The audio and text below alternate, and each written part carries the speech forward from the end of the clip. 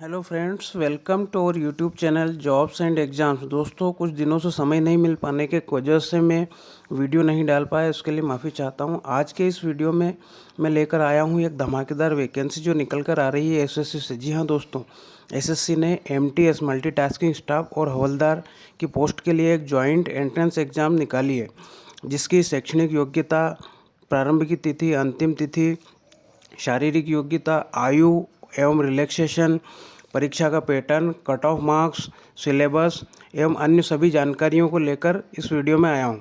इस वीडियो में सिर्फ वैकेंसी के बारे में जानकारी दे रहा हूँ। यदि आपको अपने मोबाइल से ही फॉर्म भरना हो तो मुझे कमेंट बॉक्स में कमेंट करें। मैं इसके लिए एक अलग से वीडियो बना दूंगा ताकि आप अपने मोबाइल से ही फॉर्म भर सकें। अगर आप चैनल पर नए हैं तो चैनल को सब्सक्राइब कर लें। Let's start the video.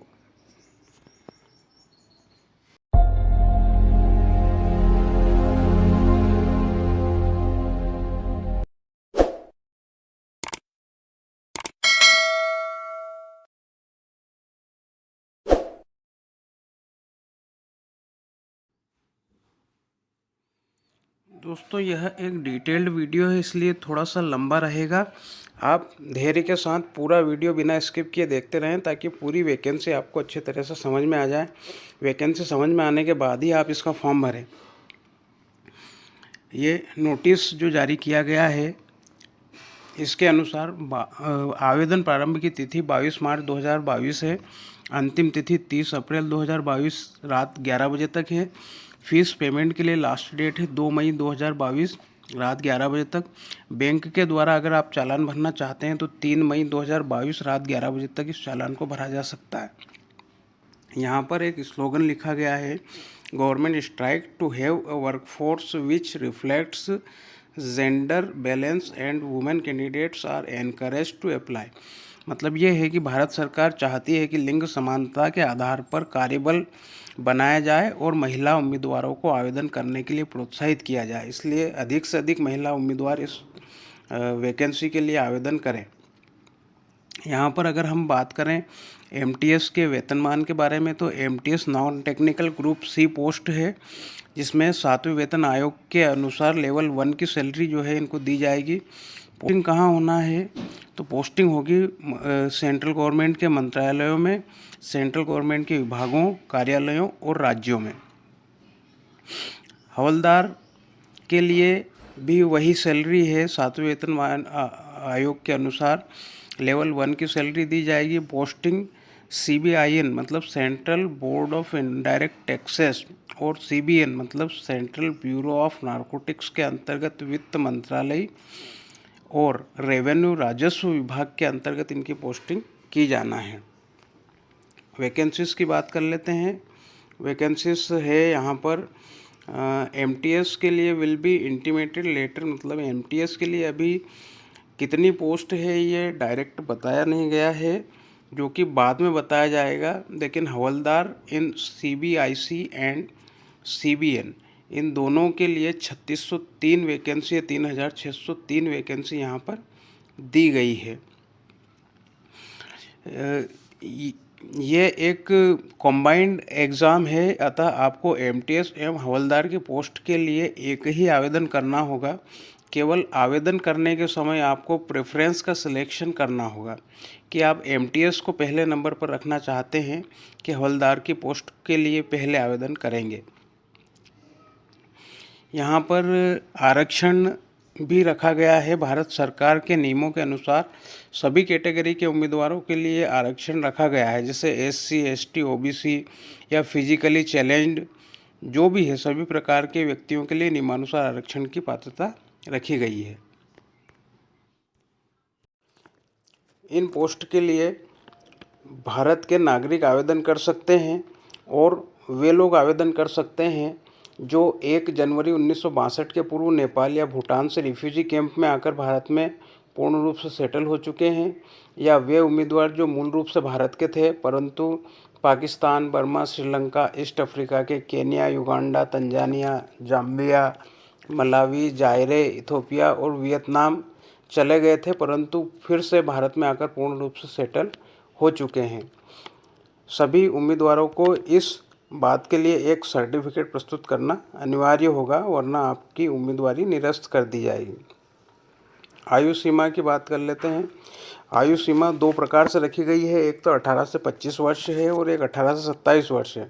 18 से 25 वर्ष की आयु एमटीएस और हवलदार पोस्ट के लिए रखी गई है, जो कि सीबीएन रेवेन्यू डिपार्टमेंट के अंतर्गत आवेदन करना चाहते हैं। मतलब यदि आप नारकोटिक्स विंग के लिए आवेदन करना चाहते हैं तो आपकी उम्र 18 से 25 वर्ष होना अनिवार्य है। मतलब 2 जनवरी 1997 से 1 जनवरी 2004 के मध्य अगर आपका जन्म हुआ है तो आप एमटीएस और हवलदार पोस्ट के लिए सीबीएन डिपार्टमेंट ऑफ रेवेन्यू के लिए आवेदन कर सकते हैं।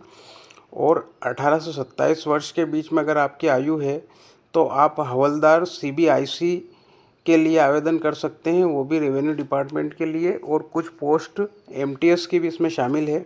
मतलब आपका जन्म अगर 2 जनवरी 1995 से तो 1 जनवरी 2004 के मध्य हुआ है तो आप इसके अंतर्गत आवेदन कर सकते हैं।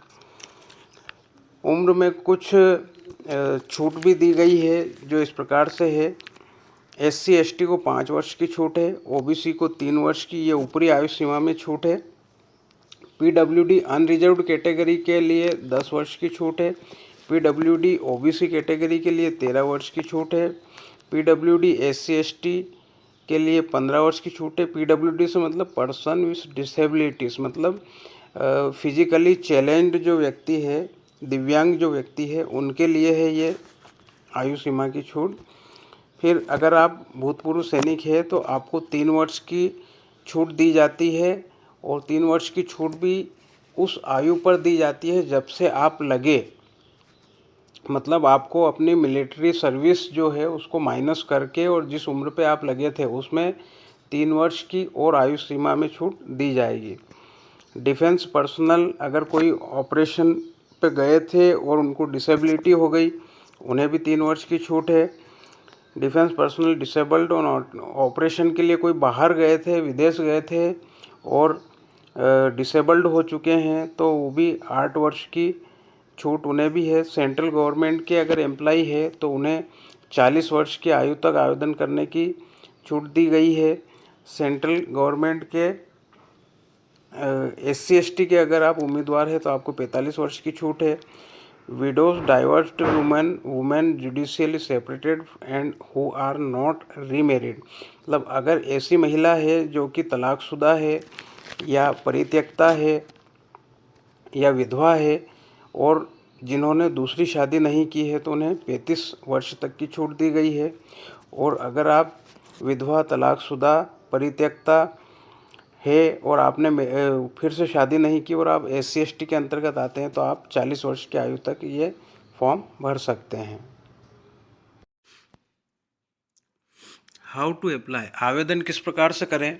तो आवेदन ऑनलाइन मोड पर ही किया जाना है और एसएससी की ऑफिशियल वेबसाइट ssc.nic.in पर जाकर के और आप इस आवेदन को कर सकते हैं।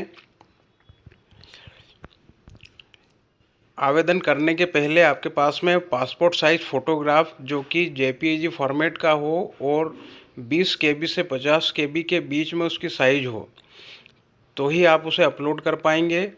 और photograph should not be more than 3 months old from the date of publication of the notice of the examination, examination के नोटिस के आने के 3 महीने पहले का फ़ोटो होना अनिवार्य है।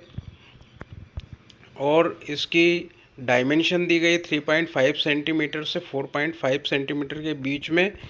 और ये जो फ़ोटोग्राफ है ये बिल्कुल सामने से लिया गया होना चाहिए, जिसमें कि कैप या किसी प्रकार का चश्मा शामिल नहीं हो।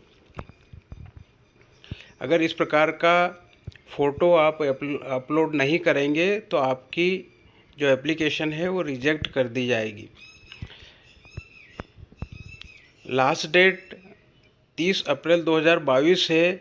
अगर आपका आवेदन 30 अप्रैल 2022 के पूर्व ऑनलाइन नहीं होता है तो भी आपकी एप्लीकेशन को रिजेक्ट कर दिया जाएगा। साथ ही आपको अपने सिग्नेचर को भी अपलोड किया जाना है तो सिग्नेचर भी करके और आप जो है रखें, उसे भी अपलोड किया जाएगा। एप्लीकेशन फ़ीस के बारे में बात कर लेते हैं। एप्लीकेशन फ़ीस जो है 100 रुपये रखी गई है, और वुमेन कैंडिडेट हैं या candidate belonging to SC ST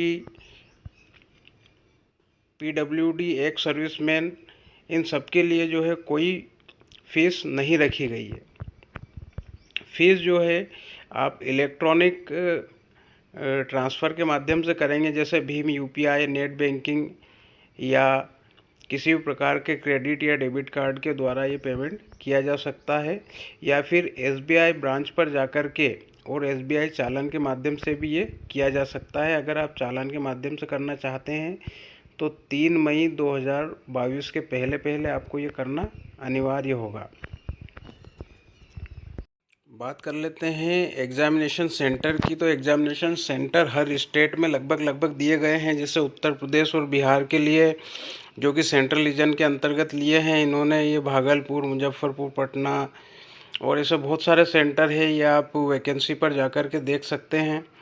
जैसे ही ईस्ट रीजन के लिए अंडमान निकोबार आइलैंड, झारखंड, उड़ीसा, सिक्किम और वेस्ट बंगाल के लिए भी बहुत सारे सेंटर दिए गए हैं। इसी प्रकार से कर्नाटका, केरला रीजन के लिए भी यहाँ पर कुछ सेंटर्स दिए गए हैं। मध्य प्रदेश के जो नागरिक हैं, छत्तीसगढ़ के जो नागरिक हैं, उनके लिए भी यहाँ पर भोपाल, ग्वालियर, इंदौर, जबलपुर, सतना, सागर, उज्जैन, बिलासपुर, रायपुर, दुर्ग, भिलाई, इस प्रकार से कुछ सेंटर दिए गए हैं। नॉर्थ ईस्टर्न रीजन के लिए यहाँ पर अरुणाचल प्रदेश, असम, मणिपुर, मेघालय, मिजोरम, नागालैंड, त्रिपुरा के लिए अलग से कुछ सेंटर्स दिए गए हैं। इसी प्रकार से नॉर्थर्न रीजन के हिसाब से जो है दिल्ली, राजस्थान और उत्तराखंड के लिए भी कुछ सेंटर्स दिए गए हैं। नॉर्थर्न वेस्टर्न सब रीजन्स जैसे चंडीगढ़, हरियाणा, हिमाचल प्रदेश, जम्मू एंड कश्मीर, लद्दाख एंड पंजाब, इनके लिए कुछ अलग सेंटर्स है। साउथ रीजन के लिए आंध्र प्रदेश, पुडुचेरी, तमिलनाडु और तेलंगाना के लिए कुछ सेंटर्स दिए गए हैं। दादरा एंड नगर हवेली एंड दमन दीव, गोवा, गुजरात, महाराष्ट्र, ये सब वेस्टर्न रीजन के अंतर्गत लिए गए हैं। इनके लिए भी अलग से सेंटर है। तो कुल मिलाकर के आपको जो सेंटर सबसे पास में लगता है, उस सेंटर के लिए आप जो है इसमें अप्लाई कर सकते हैं। मेन चीज़ की बात कर लेते हैं हम, स्कीम ऑफ एग्जामिनेशन में 2 पेपर होंगे, paper first and paper second. ये मेन है, जो कि हवलदार पोस्ट के लिए यहाँ पर 4 प्रकार के टेस्ट रखे जाएंगे, और MTS के लिए 2 प्रकार के टेस्ट रखे गए हैं। पेपर फर्स्ट जो है वो कंप्यूटर बेस्ड एग्जामिनेशन होगी, मतलब ऑनलाइन एग्जामिनेशन है ये। इसमें पहला पेपर के अंतर्गत जो है जनरल इंग्लिश के 25 क्वेश्चन 25 मार्क्स के आएंगे। जनरल इंटेलिजेंस एंड रीजनिंग मतलब लॉजिकल क्वेश्चंस जो है 25 रहेंगे और 25 मार्क्स के होंगे। न्यूमेरिकल एप्टीट्यूड मतलब मैथमेटिक्स से संबंधित 25 क्वेश्चन रहेंगे, 25 मार्क्स के रहेंगे। और जनरल अवेयरनेस मतलब GK के 25 क्वेश्चन रहेंगे और 25 मार्क्स के रहेंगे। ये सभी जो है क्वेश्चन सॉल्व करने के लिए आपको 90 मिनट का समय दिया जाएगा। अगर आप ऐसे व्यक्ति है जो कि PWD अंतर्गत आते हैं, जिनको कि समय में छूट दी जाती है, तो उनके लिए ये 120 मिनट का समय रहेगा। पेपर फर्स्ट जो है वो पूर्ण रूप से ऑब्जेक्टिव टाइप है, जिसमें मल्टीपल चॉइस क्वेश्चंस आएंगे। इंग्लिश और हिंदी दोनों प्रकार के वर्जन में ये पेपर रहेगा। यहाँ पर नेगेटिव मार्किंग भी रखी गई है। अगर आप एक गलत जवाब देते हैं तो आपके 0.25 मार्क्स मतलब 1/4 मार्क्स आपके काटे जाएंगे। अगर आप फर्स्ट पेपर को क्वालिफाई कर जाते हैं तो आप सेकंड पेपर के लिए एलिजिबल हो जाएंगे। सेकंड पेपर जो है डिस्क्रिप्टिव टाइप होगा, जिसके अंतर्गत क्या क्या होगा देखते हैं हम। सेकंड पेपर जो है जिस भी लैंग्वेज को आप प्रेफर्ड करेंगे, उसमें आपको शॉर्ट ऐसे एक निबंध लिखना होगा, अ लेटर इन इंग्लिश और in any language included in the 8th schedule of contribution. मतलब आपको जो है यहाँ पर एक लेटर और एक ऐसे लिखना होगा जो कि 50 नंबर का है, दोनों ही 25-25 नंबर के होंगे और 45 मिनट का आपको समय दिया जाएगा। डिसेबल व्यक्ति के लिए ये समय 60 वर्ष का होगा अगर वो स्वयं से जो है नहीं लिख पा रहा है। तो कुछ इस प्रकार से जो है एग्ज़ाम का शेड्यूल है।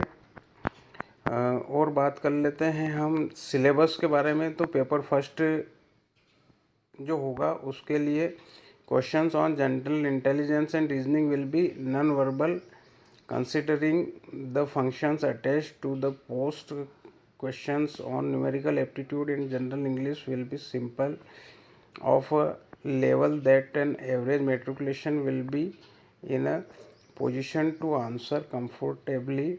Questions on general awareness will also be of similar standard. मतलब ये है कि आपकी जो एग्ज़ामिनेशन है वो जो लेवल है उसका मैट्रिकुलेशन मतलब 10th लेवल की ही रहेगी और उसी से सारे जो अपन ने ऊपर जो पेपर का पैटर्न पढ़ा है वही पैटर्न आपका रहेगा।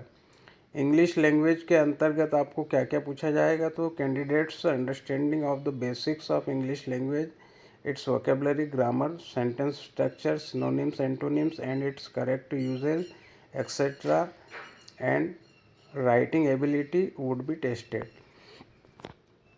मतलब अगर आप इंग्लिश लैंग्वेज के क्वेश्चन सॉल्व करेंगे तो आपको जो है vocabulary, grammar, sentence structure, synonyms, antonyms और इससे संबंधित क्वेश्चन मतलब जनरल इंग्लिश पूछी जाएगी। जनरल इंटेलिजेंस एंड रीजनिंग के अंतर्गत भी वही है कि जो है verbal and non verbal questions आपको पूछे जाएंगे। न्यूमेरिकल एप्टीट्यूड, मैथमेटिक्स से संबंधित क्वेश्चंस रहेंगे। इसमें 10th लेवल तक का ही सब कुछ आएगा। जनरल लेवल में जीके जो है, करंट अफेयर्स और जो पुराना स्वतंत्रता संग्राम वगैरह है इससे संबंधित क्वेश्चंस यहाँ पर आएंगे।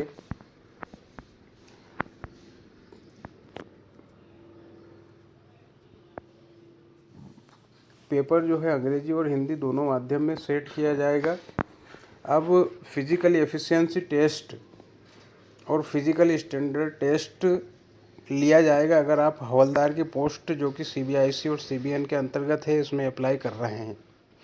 तो यदि आप हवलदार पोस्ट के लिए अप्लाई कर रहे हैं और आपने पेपर फर्स्ट और पेपर सेकंड क्वालिफाई कर लिया है तो आपको फिजिकल एफिशिएंसी टेस्ट से गुजरना होगा। फिजिकल एफिशिएंसी टेस्ट क्या है इसके बारे में अपन जानकारी देते हैं।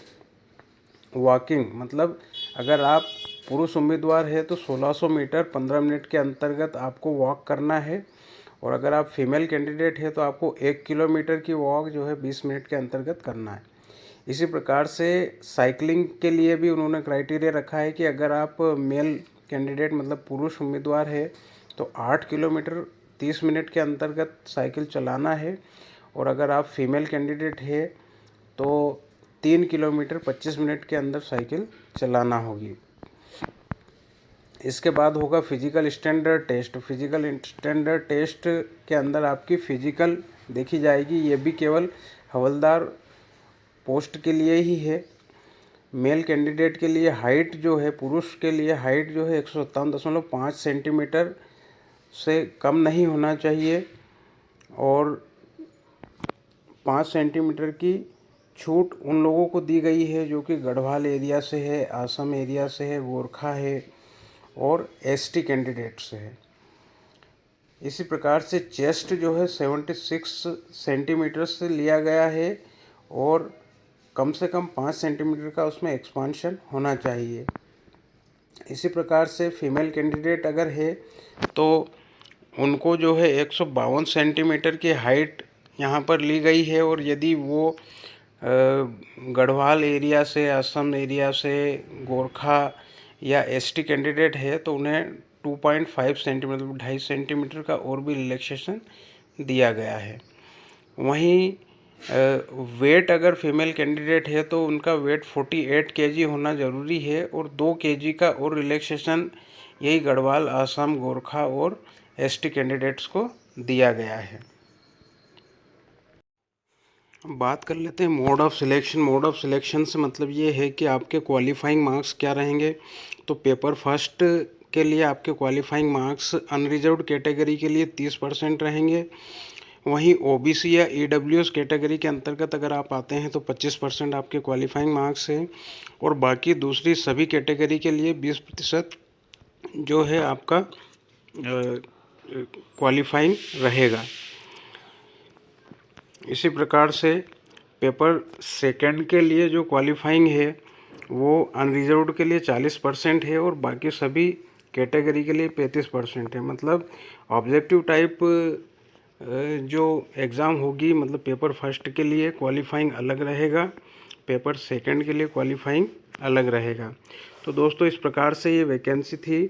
आपने पूरी तरह से इस वैकेंसी को समझ लिया होगा। अगर आप 10वीं पास है और समस्त प्रकार के एज क्राइटेरिया वगैरह या दूसरे सभी समस्त प्रकार के क्राइटेरिया को पूरा करते हैं तो आप इस वैकेंसी को ज़रूर भरें, क्योंकि ये सेंट्रल गवर्नमेंट के अंतर्गत और बहुत अच्छी सैलरी के अंतर्गत ये पोस्ट आपको दी जा रही है।